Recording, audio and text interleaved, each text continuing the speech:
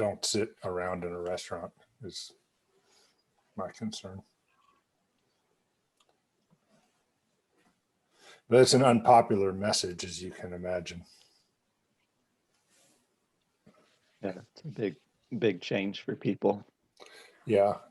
I mean, the thing is we got a few more months and then maybe things will, ease up, and it's just people having to be a little bit more patient than they want to be.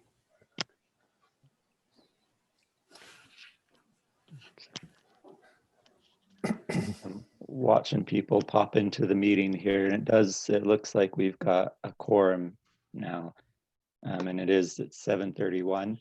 So I'm going to go ahead and call the meeting to order for the Unified Fire Authority, December 15th, 7:31 a.m. Before we get going in the meeting, I do want to just make the board aware. Deputy Mayor Mike Reberg has retired and is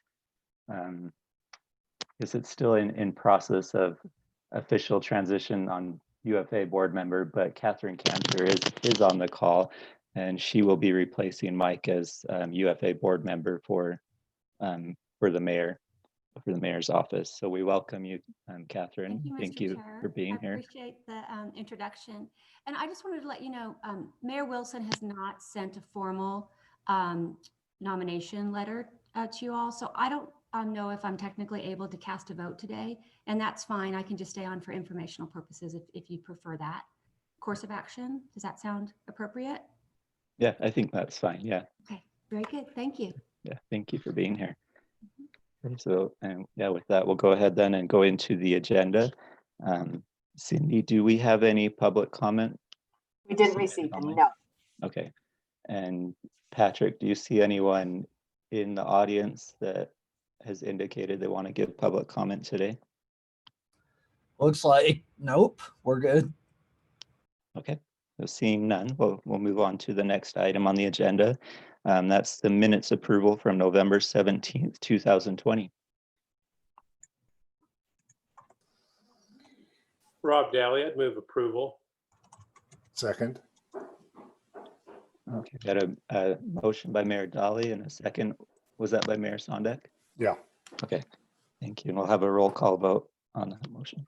Bailey, Bowen, Bush, Dolly, Yes. Hale, Aye. Henderson, Yes. Hull, Yes. Knoop, Aye. Overson, Yes. Perry, Yes. Peterson, Yes. Silvestrini, Yes. Snellgrove, Sondak, Yes. Stewart, Yes. Westmoreland. Yes. Okay, thank you. All right, item four on the agenda, and this is page 9 in your PDF packet if you're following along there. And this is the consent agenda with the review of November disbursements. And I'll just ask Tony if there's anything you want to point out on this, or if there's any questions for Tony. Yeah, thanks, Chair Perry. No, I don't have anything to point out. November looked pretty standard for UFA, but as you mentioned, be happy to answer any questions. Thank you. Any questions for Tony?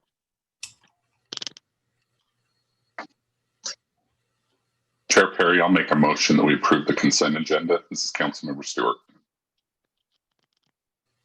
Thank you, Sheldon. Councilmember Peterson, second. Yep. Okay. Okay, so we'll take the motion by Councilmember Stewart and a second by Mayor Peterson. And can we get a roll call vote on that, please? Bailey, Bowen, Yes. Bush, Dolly, Yes. Henderson, Yes. Hull, Yes. Knoop, Aye. Overson, Yes. Perry, Yes. Peterson, Yes. Silvestrini, Sorry, yes. Snellgrove, Sondak, Yes. Stewart, Yes. Westmoreland. Yes. Thank you, everyone. Next on the agenda, we've got the committee updates. And it doesn't look like any of our subcommittees have met since our last meeting, but I'll go through and ask if there's any updates from the chairs. So benefits and compensation, Chair Dolly. Really, no, the big issue we're dealing with right now, the chief is going to handle on item 8, so I'm not going to spend a lot of time on that. I am curious if, Chief, if we've had any kind of initial contact with Gallagher regarding health insurance costs for the year, if there's any trending there. I know in UPD they're anticipating it being flat. We don't have anything at this point. We'll have our meeting coming up. I'm not sure if I have enough to say that we'll be flat or not. I don't have that. I don't have a good read on that yet. Okay. Yeah, so we've got our initial meeting scheduled for February 18th, as is posted in the calendar we're going to review shortly, and then 25th of March will be our final meeting for recommendation of the Finance Committee. And other than that, I'll defer to the chief for item number 8 when that comes up. Okay, thank you, Chair Dolly. And it's good that we get that on our radar for Gallagher as well. Governance Committee Chair Silvestrini. Nothing to report, Mr. Chair. Okay, thank you. And Finance Committee Chair Stewart. Yeah, I'll just update everybody that we did establish the budget calendar for the Finance Committee for next year. We've got the 2 dates that we have scheduled. But for those that are participating in the committee, I'm sure Tony will get us up to date as we get closer to those dates. But that we did finalize that between the last board meeting and now. Okay, thank you for that update. Okay. All right, so then item 6 on the agenda, Brian's going to go over this for us, but it's consideration of board policy on UFA subcommittee composition. Thank you, Mr. Chair. So if you would like to turn to page 13 of the packet, there's a board policy, a draft board policy there. When we were discussing the Finance Committee and starting to map out the process we were heading into to the budget, we realized we didn't really have a specific board policy about the composition of the subcommittees. It's mentioned in a couple places, but we really did not have a specific policy about composition. And so this is a draft I've worked up, and we can either go through it today, and well, I will go through it today. If the board feels comfortable adopting it right now, we could do that. I know it's a new one that you haven't seen before, so if the board wants to take a month and push it to January, it's not going to affect anything really. So that's up to the board on how they want to approach that. But fundamentally, it states how it's operating right now. There's no change embedded in this policy. It's really a encapsulation of how the committees are currently operating, with the government and benefits and comp committees being open to anybody who wants to participate, and the chair appoints those volunteers to participate on that particular committee on either of those.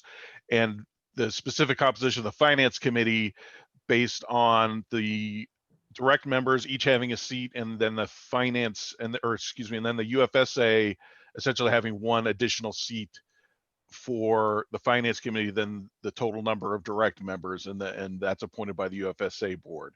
This goes back to 2017 when this concept was first established, to try to balance out the interest with the UFSA maintaining more than 50% of the member fees. And so the thought of the board at the time was that the UFSA should therefore have more than 50% of the seats in the Finance Committee, with direct members each having their own voice as well by having a seat. So it's really a recitation of how it's operating, but we wanted to put it firmly in place, mainly because we got a lot of sort of comings and goings in membership between the two, and wanted to make sure it continued to operate the way it operated. So I'm happy to answer any questions or kind of go through the thought process, but that's it in a nutshell. Hey, this is Councilmember Stewart. I did have one comment, Brian. There has been certain items that have been delegated to the Finance Committee that get approved in the Finance Committee. And so I'm concerned that that first paragraph that you have written creates a conflict with that. But it says that we just forward recommendations, but there are actions that can be done in the Finance Committee and approved by the committee. Okay.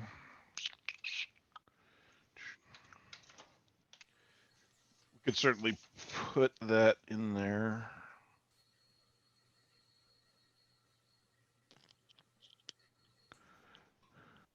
Brian, you might consider a statement that says, unless formally delegated authority to the Finance Committee by other board actions, something generic that doesn't require.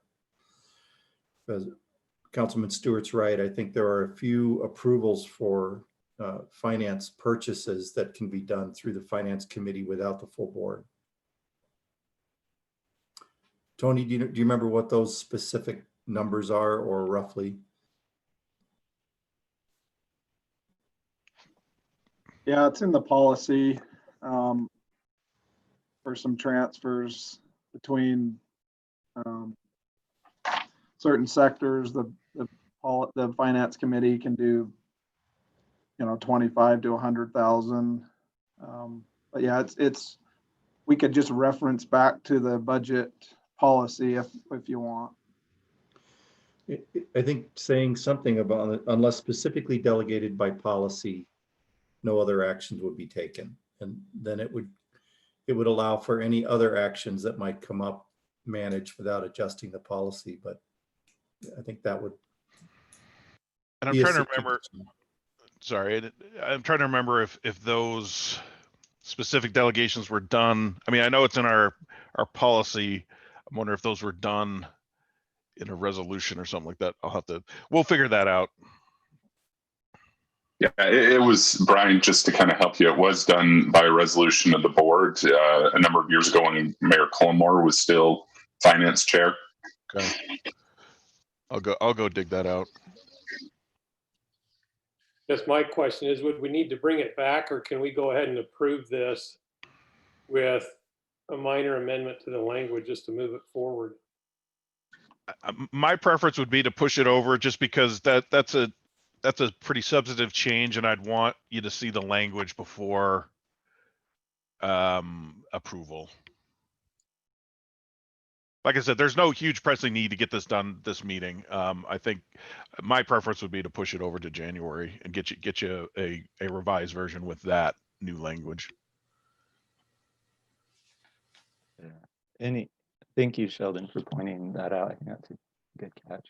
Any other comments for Brian then? Maybe we hold off on this until January.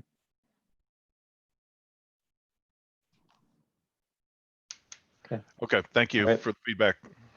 Okay, thank you, Brian. Okay, item 7 on the agenda is the approval of the fiscal year 2021 and 22 budget calendar. Tony, this is on page 15 of the packet. Yeah, perfect. Thanks again, Mr. Chair.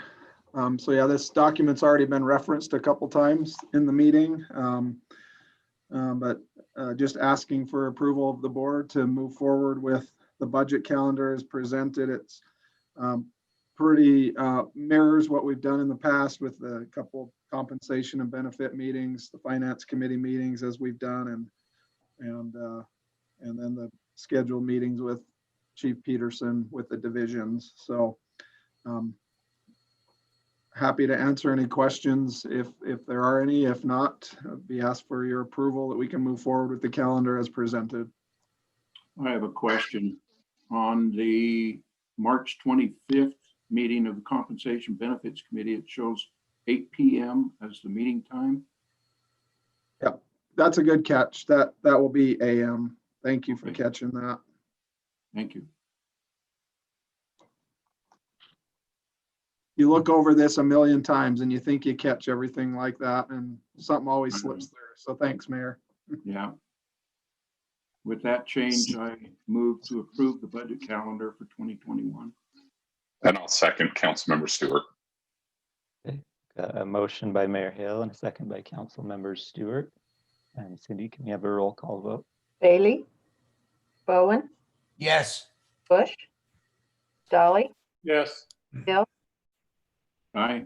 Henderson, Yes. Paul, Yes. Knoop. Knoop. He said he had an emergency, he had to leave. Oh, okay, I didn't see that. Overson, Yes. Perry, Yes. Peterson, Yes. Silvestrini, Yes. Snellgrove, Sondak, Yes. Stewart, Yes. Westmoreland. Yes. Thank you. So item 8 on the agenda is consideration of market wage adjustment effective January 2021. This is something we've been discussing the last couple of months, but we agreed to bring it back in December. So I'll have Chief Peterson go over this item. Okay, in your packet, page 17 is an updated memo from last month. Last month we covered what it looked like. The cost remains the same. It's $617,533. And this wage adjustment gets our employees, our sworn employees, to the top 3 as of last July. So it's what all of the comparables were doing as of last July. We reviewed any freezes, any reductions, any changes from all of our partners. And we don't also anticipate that our partners will, our comparables will provide any increases in January as well. So this puts us in the target that you wanted as of today in making that work. On the funding, again, we had finance go through and validate as much as possible the increasing ambulance revenue. And they've estimated that the funding should generate an excess of $785,000 for the year, which more than funds the actual expense of this increase. And this increase is 50% of it. The other $600,000 would come in next year's budget. So this covers just from January forward. On page 19 is a memorandum from Kate Turnbaugh, who's on the call now, that basically explains what she did in analysis to get ready for this presentation.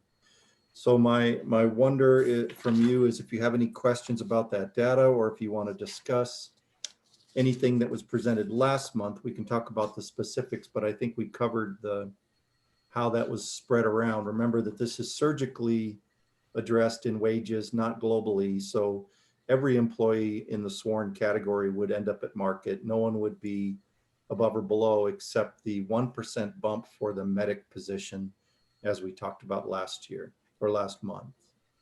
Any questions or comments? Yeah, Mayor Peterson, just a quick comment. If I remember correctly, when we prepared the budget for 20 and 21, we talked about what was happening at different municipalities, and we all agreed that because of pandemic, we were freezing a lot of things, and we would put things on hold for till the January timeframe. Then at that time, if revenues were appropriate, we would consider this increase. I know our city's done the same thing. We froze everything. We looked at the numbers now going forward, and we felt that the pandemic has not negatively impacted our tax revenues we thought. So as a city, we're also doing a adjustment January 1 for the second half of the fiscal year. And so I think this is consistent with what we as UFA board agreed upon and said we'd look at many months ago. So I'm fully supportive of this, and I think for our city, it keeps us consistent between our police and our fire. And so we applaud the direction. Thank you, Mayor. Mayor Sonda. Yeah. Yeah, I just want to follow what Mayor Peterson said, and I can't vote in favor of this because of the same logic that Mike just articulated. As I've mentioned, more than 70% of our revenue is sales tax, and our sales tax is all generated starting in December practically. And so I have no idea at this point whether or not we're going to have much of a ski season. So I can't, on the same logic, I'm just not in the position to support any upward pressure on our costs. Thank you, Mayor Sondak. Other comments?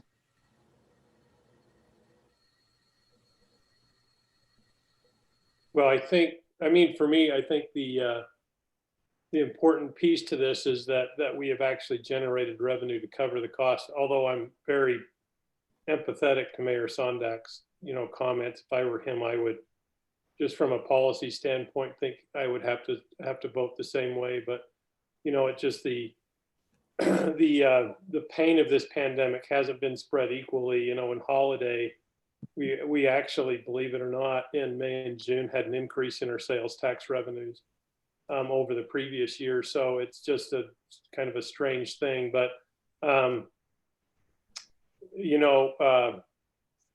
I think it's just a great opportunity for us to achieve the goal we set 5 years ago, and I think I stated that last month.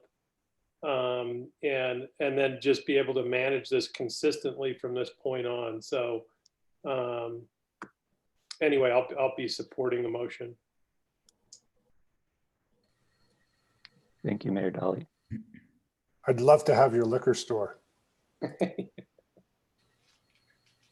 I would love to have some automobile dealerships, 3 more grocery stores, a mall, and Home Depot. But in this case, it actually helped us. Okay. Do we have any board members that would like to move forward with a motion on this, or do we have additional comments?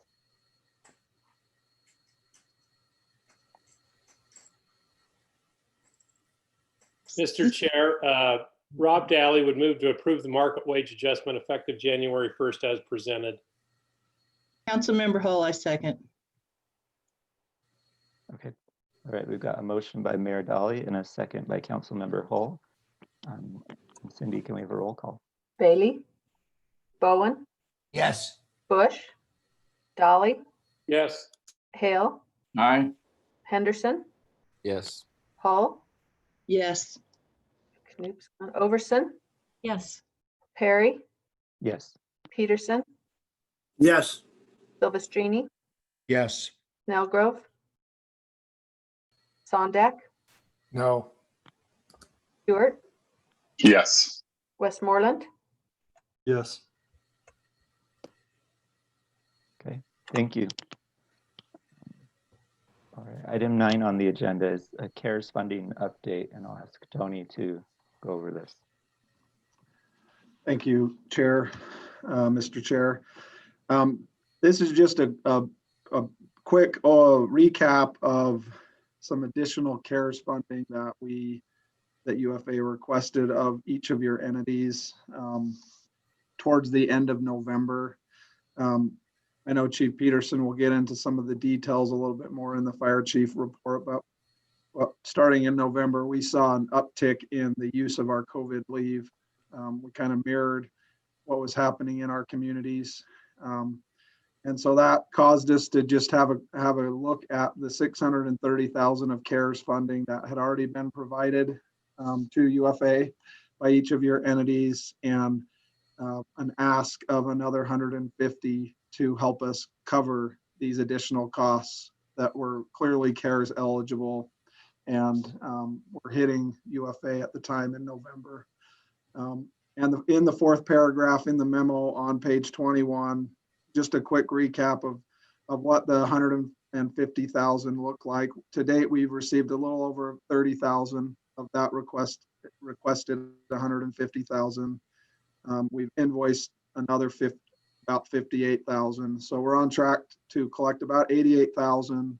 We're grateful for that. That's going to be helpful. And so we've had some of the entities reach out and say, we would have liked to participate, but we had already spent all our CARES funding, and we knew that was going to be a possibility as we were making this request a little bit late in the game. And so So we just wanted to just give this update. Thank each of you for looking at your budgets on your cares and those who reached back out with available funds and provided those to help us. And we appreciate that. So really, that's all the purpose of this memo, was just to update the board on what happened with that 150. And again, be more than happy to answer any questions.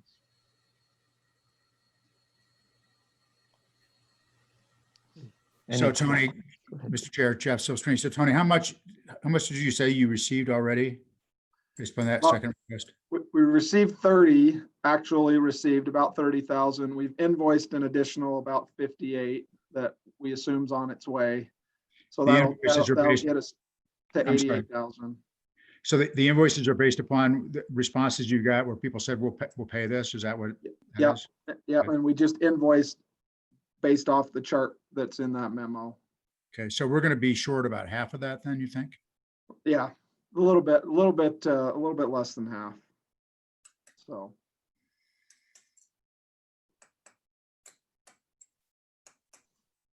Thank you. Any other comments? I'll just, I want to thank Tony and his team for managing this CARES funding. I know I think it's been a headache, a new experience for everyone. So thank you for keeping track of this for the UFA and for getting those requests out. Okay, item 10 on the agenda then is the fire chief report. And I'll turn it over to Chief Peterson. I've got 3 items I want to talk about. First, I'm going to have Riley cover our sustaining goals and our key initiatives that are coming in our strategic plan. Go to page 23, and Riley will overview this. And I really do want to encourage you to pay close attention to this part, because this is what's going to drive our budgeting process going forward, like it did 3 years ago, what it's done each year. This is your chance to spend a month making sure this says what you want UFA to look like today and in 3 years from now. So I'll turn it over to Riley. Thanks, Chief, and thanks, Chair Perry, and all UFA board members. So we sent this out yesterday as an email just to kind of give you some heads up, even though you had it in the packet. That email, we also included all the inputs that we received from our internal survey from our employees, then all the information we got from our external partners. So we had several community meetings that we kind of had to adjust, be over Zoom. And then we met with some of our local fire and police partners. And everything that you're seeing here is a collaboration and basically putting all that stuff together and distilling it into what we feel like those comments and those inputs were trying to share with us and the direction they're trying to take us. So if you look at the sustaining goals, these are the 5 goals that we chose to continue moving forward on with our previous strategic plan. One of them we were able to kind of check is completed, which was a capital replacement plan. But what you'll see here is kind of fine tuning some of the sustaining goals that we had in the original plan. So these 5 that remain are same long-term goals that we had in the previous plan, just a little bit different revision with some new focus and emphasis. Some of the things that kind of stand out as changes, best practices will be continuing to utilize business intelligence with all the decisions that we're making. We've all seen Dark Horse and the things that Intera have done for us, and we're looking at a lot of other software programs and other things that will help us continue to make those data-driven decisions. We kind of fine-tuned the community and partner involvement. That was a stakeholder involvement previously, or stakeholder engagement. But now we want to make it a little more unique and specific to our communities, to all of you. So hopefully this kind of hits the mark and the target of what was shared with us in those community meetings. But our real target here is to genuinely engage with our communities and be the local fire department that each of these communities deserve to have. So that's something that we're going to really work hard towards. Resiliency, continue to work on our culture. We've made some great strides over the last 3 years, and now we want to continue that and have it sustainable. We want this culture that we have moving forward to continue to grow and improve. And we want to ensure that it's resilient no matter what kind of changes or impacts come our way, that we continue down the same path of forward progression. Continuously developing our people, professional development's a big thing, and the well-being of our people. So those two are critical. They're some of our most important assets, if not the most important asset. Without them and us, this job isn't possible. So we really want to make sure that our investment is in their development, their promotability, make sure that we're getting the best people for these positions they open up, from captain to battalion chief and above. Really promoting the fire chief position, so we're not in a position again where we have such a small number of candidates. We really want to make that job seem be appealing and have people express interest in that and begin developing for that position early on in their careers. With that well-being, we really want to put an emphasis on our mental health and well-being. There's been so much emphasis on the physical fitness in the fire service, and the mental wellness has kind of taken a second seat to that. And we're hoping that over these next 3 years, with some of the things we have in place, we're really going to be able to invest in and improve the mental health and well-being of our employees. And that's both while they're on the job and when they leave here to pursue other things in their retirement, that we hope they have a long and healthy retirement. So those are the goals. I'm definitely open to feedback myself, but all of us are willing to hear and interested to hear what you have to say. And you can kind of, take a look at these, take a look at the inputs that we provided with you, and let us know if there's anything that stands out where we can fine tune this or make any adjustments. With the initiatives, these are going to be the ones that we will develop our action items off of once we approve these. The division leaders have seen these. They're familiar with what we have here. After you've had a chance to review this, we'll present both of these to you in the January meeting. And at that point, be looking for your approval and adoption of these so we can move forward with the plan. I won't get into the details on the initiatives. I'll kind of hit each of the four, and you can kind of peruse through the bullets. But these will be the things that really drive us towards meeting those goals. First initiative is enhanced leadership, and really putting, again, that emphasis on leadership development and education, and positioning our people to be prepared to be in these spots long before they're promoted. This includes acting in opportunities, task booking, and different educational opportunities to help prepare them to be officers for the Unified Fire Authority. A big push that we've been working hard on over the last 3 years, and we're ready to formalize it, is our standards of cover and improving our emergency services delivery. And the standards of cover really identifies how we do business as an organization, and it establishes a few kind of standards, benchmarks, and targets that we want to meet, that if we're not there right now, it'll definitely provide the guidance for us to get there. So that initiative is going to be a high priority once we have the standard of cover in place, and it'll be well known to everybody what that target is and where we're headed. Improve community involvement. Again, one of the things that really stood out in the community meetings and with the inputs is not just showing up to community events and being there, but actually being there and being involved and being engaged, and doing so without being asked, and just being comfortable in our communities. I think sometimes we, myself included, we get a little shy or sometimes a little apprehensive when we get in those big groups, and we really want to help our personnel be comfortable and really come across and generally be, that local fire department. We want to establish that feel, make sure our personnel are comfortable with that, and that we're providing them opportunities to be successful in those situations. And then we're just always going to be looking for ways that we can engage our community differently, and make sure we're providing that best service, especially that non-emergent service where we spend a lot of time with our community members outside of those 911 calls. And as I shared before, improvement of our behavioral health. Again, not just here, but across the country, behavioral health has become really a big priority and emphasis for the fire service. We've got some pretty unique programs here within our department. We have some personnel who are suited and fit into some positions that we think are going to be very beneficial to us and our employees in the long run. And we have some partnerships that we're developing that are also going to be, I think, pivotal, not only for us, but the information they learn from us and from our participation in the use behavioral health program and some of those different things are going to be kind of, I think, game changers, not only for our organization, but fire service in the state and even beyond that. So, but the emphasis really is going back towards making sure our people are being taken care of and given those resources that they need that may not have been available before. So those are our initiatives. Again, what we're really asking you to do, if you have the time, is to take that with those inputs that were provided on that spreadsheet, really dig into those. And if there's anything that stands out that, you know, we haven't hit the target on, or that we may not have mentioned, or that you feel we can, you know, pay more attention to, we're open to that. And that's the kind of the direction that we'd like from you at this point. And kind of before I close, I just want to thank Chief Case and our strategic planning work group.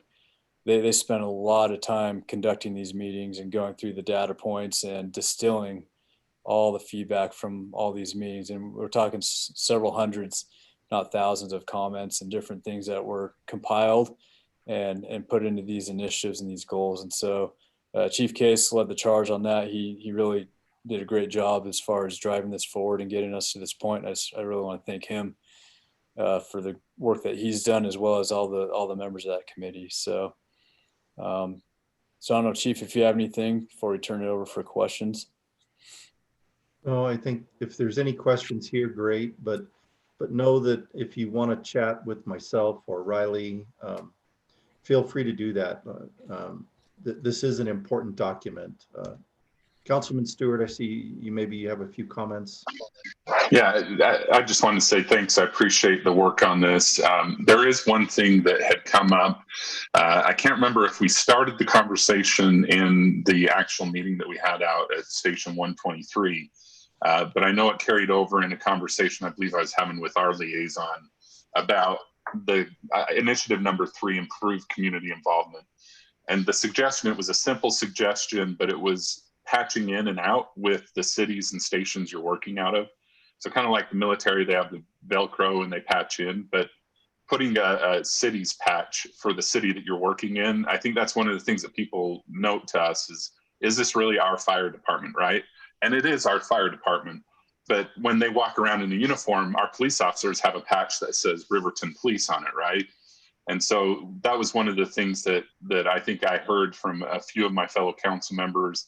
And it's something that doesn't cost a lot, but I think it gets a lot of lift and a gain for those communities when they see the logos that they recognize for their city and they see that that's part of it. So I'm not saying take away the UFA, but that was one of the things that came up is when they're out in those events, it'd be really nice to see your Riverton logo patch or the Taylorsville logo patch or whatever city it is that they're working with. And that costs very little, but you get a lot out of it.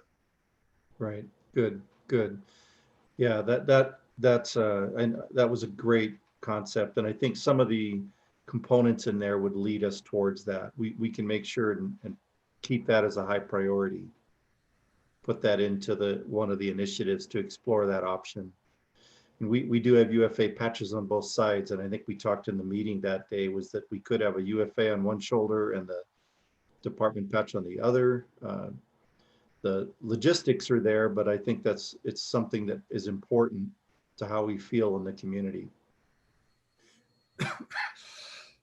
So with that, look these over. We'll keep following through with it.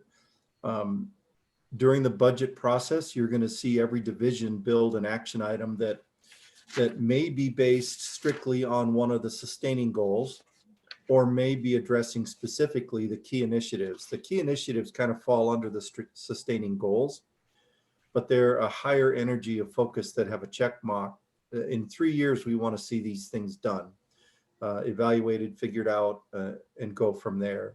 You and the board approve the action items through the budget process, which determines the pace that we move forward. And there'll be new action items each year that get presented, but they'll all weave into these initiatives. So it's important to me that you support the initiatives or change them, so I don't have my divisions spinning their wheels in an area you don't want them to go. So that's the purpose of this. And we'll bring it back in January. Thanks, Riley. Good work on that. Without any questions, I'll move into our COVID-19 continuity of ops. I'll probably have this on the agenda standing just to talk about what's going on for us today. This December, if you remember last month, I talked about the fact that we were averaging about 2.2 COVID vacancies every day in October. Then in November, that went up to 4.2 vacancies every day. That's anybody that's had an exposure or a symptom. It doesn't mean they're positive. It means that we're trying to keep them away from the rest of the workforce until we can do a rapid test and figure that out. So far in December, we've gone up to 5.5 average COVID vacancies per day. We had 3 different days so far this month with 10 people that were COVID related vacancies. And that's separate from normal sick leave, vacation, injury, et cetera. So that's on top of our normal staffing issue. We have been able to staff every position every day, that we've continued to do that. A lot of good committed people. In December, we had 9.5 times where we mandatoried someone back to work. In November, we had the same number for all of November, but so far for December, we've done that already up until December 14th. So obviously we're having some challenges in that way. I meet weekly with a team. We have about a 30-minute stand-up meeting where I'm talking with our staffing captains. I'm talking with our counselor to kind of learn what our anxiety is. I'd like to know when I'm breaking people before they're broken, right? As far as making sure that they come back. So he's sharing what he's learning from the people that are talking with him. Our labor president is a part of this, and our safety officer is a part of the stand-up. We just capture and get a pulse of the organization's ability to continue with the staffing mod. What's come from that so far in those meetings is we are moving 3 positions that are on loan to the county for EM back to staffing. We have 6 firefighters that are in medic school that will be coming back to count for staffing most of the time, 6 out of 8 shifts in late January, and that'll help with staffing. We have day sworn staff that are going to start working a minimum of probably 10 shifts per week in exchange. So they'll come away from their day assignment and work a shift assignment to help offset those times. And in January, our staffing does a normal balance of shifts because we have 1 shift a little bit out of balance from retirements or special assignments. And those shifts will be balanced as a normal course of business in January. We have 36 firefighters beginning academy in February. 11 or 12 of those are going to be overhires. 9 of those are new positions. The rest are all normal retirements that we manage each time. We're not having trouble finding quality people. I think we've made 32 final offers with high caliber people, and we have a few more in backgrounds to finish.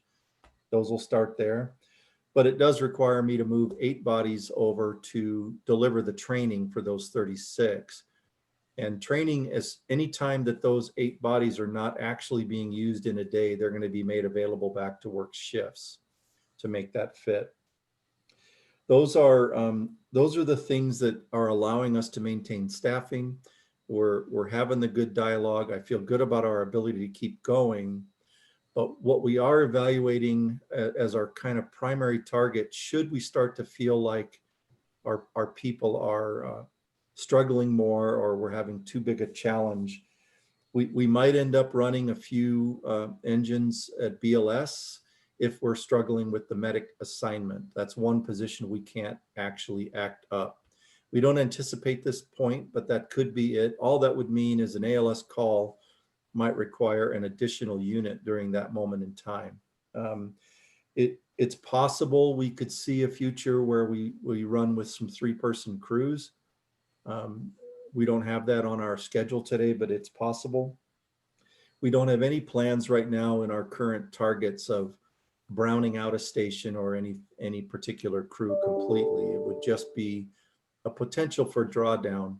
But again, we're talking about these issues weekly to determine where we are. If we choose to drop any service level generally what that means is it's not only costing more than what we've budgeted, but it's also our people are struggling to make that fit. And we look at this as a one-time issue.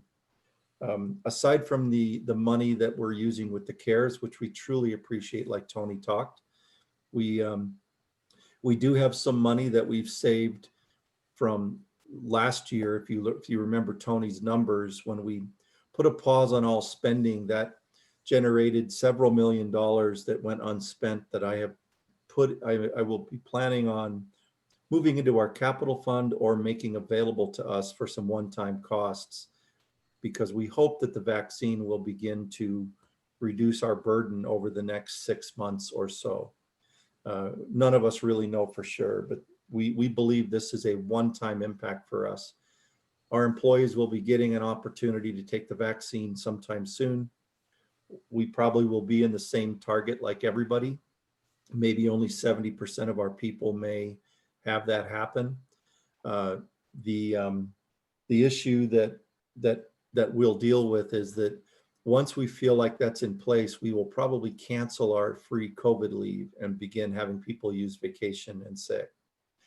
So if we move forward with any kind of drawdown, we'll send an email to the entire board to let everybody know what is happening. But like I said, we don't have that on our target yet. I think we've got a lot of other tools that we're moving over. We will be reducing some of the productivity on day sworn staff, but that's not as big a priority as the responding units to make that fit. Any questions at that point, at this moment in time? Chief, I'll just mention a comment from Councilmember Stewart on the chat. He just said if it gets to the point of a needing to brown out, he just wants to make sure the board, as well as the mayor and city administrator, is notified of that. And Chief, I wanted to ask as well, are we seeing exposure to COVID from calls, or is it mostly possible exposure at people's homes and in their personal? We still don't have a documented case of an exposure that turned into a positive from a call. Okay. We can't be 100% sure, but generally speaking, this is probably more from what Mayor Sondak talked about. The exposure in the community, going out, eating, however they got their self-exposed, or at home where someone brings it in and it transmits around to the family, and then that comes into our environment. I think we're at about 46 or 47 of our employees that have tested positive over the full course of it. And the process, we've had one person that spent a few days in the hospital with a severe case of pneumonia, but no others have been affected heavily. And I think that's mostly because it's a pretty healthy workforce. But as we know, this can impact people in odd ways. Even healthy people can be in that space.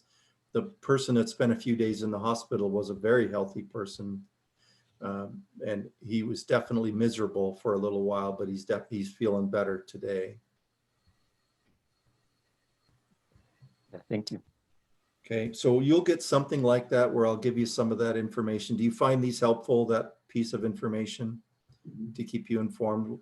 I'll try and keep it that straight and that short and sweet to give that to you. Our next item that I've got is an update on a Usar exchange with the National Guard in Morocco. Brian Case will be here to talk about bringing this back to a potential program for us. Brian? Good morning. Thanks, Chief, and good morning to the board. Just real brief, I'll give you a little background on this exchange that we've had through our Usar, or Utah Task Force 1, our Usar team, and the Utah National Guard.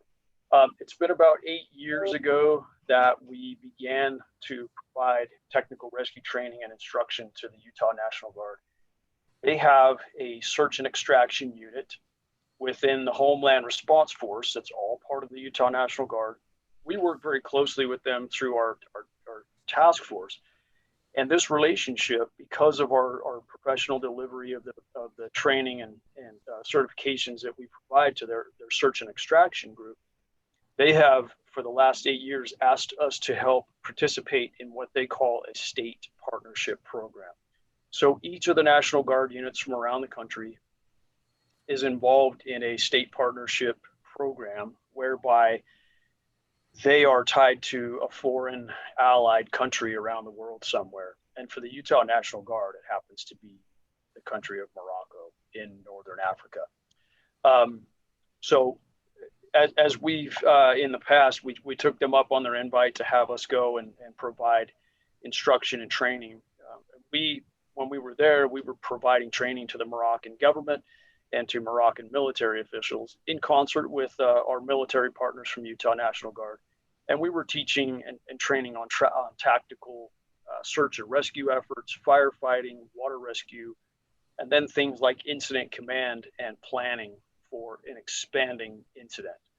And the nice thing about UFA and the personnel that were able to participate with the Utah National Guard is that the Guard doesn't have a skill set to answer all the questions and to fill all the needs of the Moroccans. And so that's kind of where UFA personnel can step in as an adjunct, if you will, and help fill that gap. As many of you know, we've had a long-standing partnership with the Utah National Guard through UFA and our task force. The task force is a state asset within the state of Utah. So too is the Utah National Guard. And so we have had a high level of trust and functioning with them through the state EOC. And then we've actually had opportunity with the National Guard and the task force to respond. For example, the September 2015 Hilldale flash floods. That was an actual response where both the Utah National Guard and UFA personnel worked very close together.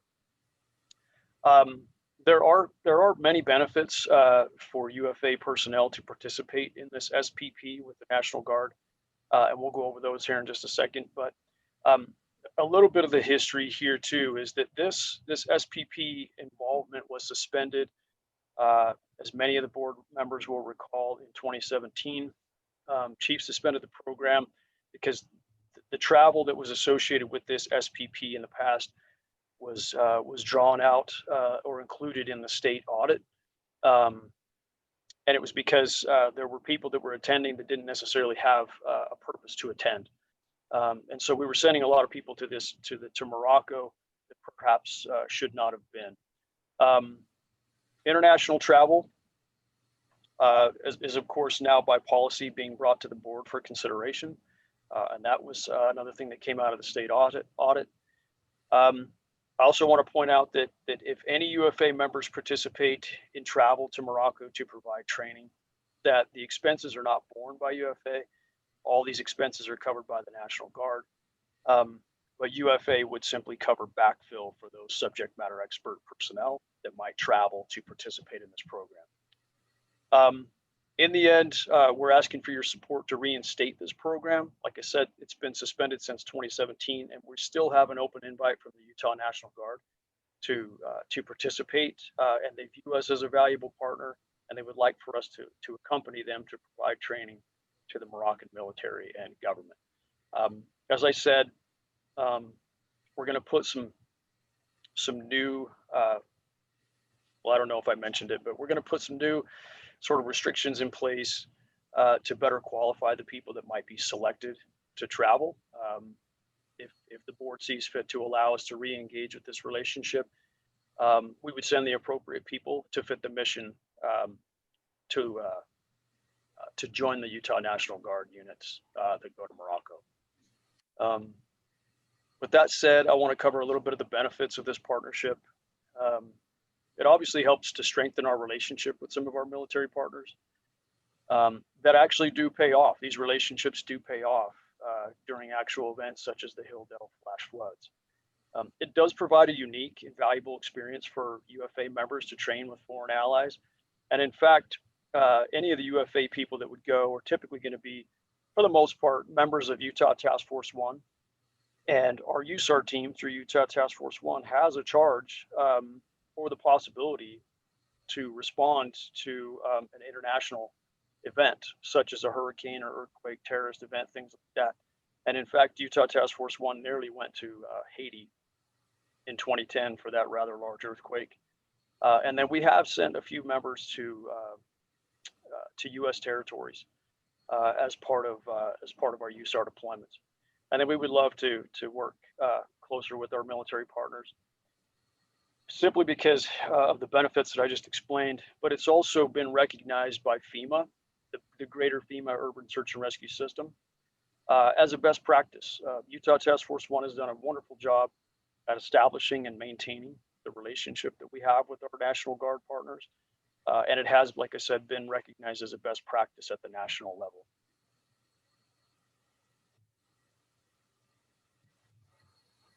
Thanks, Chief. And if anybody has any questions, I'm happy to answer those now.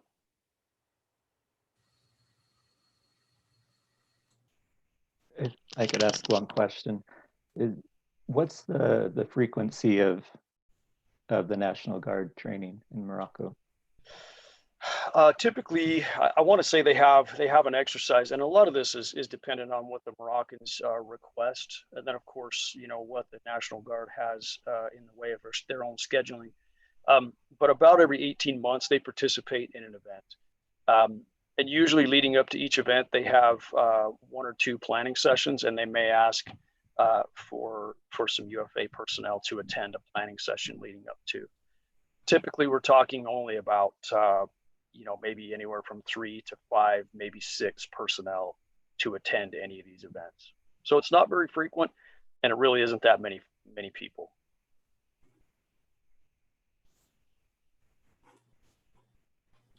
Do you have an estimate on the cost of what the backfill would be for a particular incident? So what the cost would be?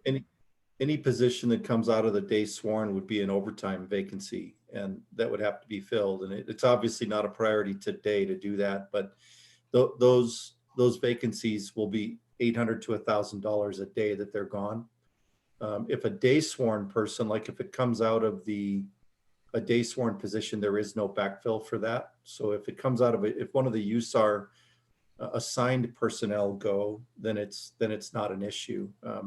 There's no cost. So the cost benefit would be weighed in with that on each action that we would take. If a couple of people go, if they go for 2 weeks, there might be a couple of shifts they need covered to make that 2-week or 1-week assignment.